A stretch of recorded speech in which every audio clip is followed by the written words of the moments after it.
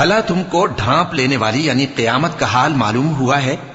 उस रोज बहुत से चेहरे यानी लोग जलील होंगे, सख्त मेहनत करने वाले थके मांदे दहकती आग में दाखिल होंगे। उनको एक खोलते हुए चश्मे का पानी पिलाया जाएगा, एक सख्त खारदार झाड़ी के सिवा उनके लिए कोई खाना नहीं होगा जो न मुफीद ग़िज़ा बने और न भूख में कुछ काम आए। बहुत से चेहरे यानी लोग उस रोज शादमां भी होंगे, अपनी मेहनत के बदले पर खुश।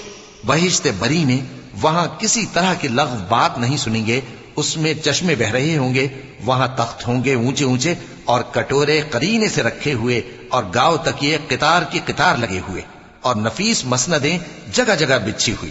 तो क्या ये लोग ऊंटों की तरफ नहीं देखते कि कैसे अजीब पैदा किए गए हैं, और आसमान की तरफ कि कैसा बुलंद किया गया है, और पहाड़ों की तरफ कि किस तरह खड़े किए गए हैं, और जमीन की तरफ कि किस तरह बिछाई गई?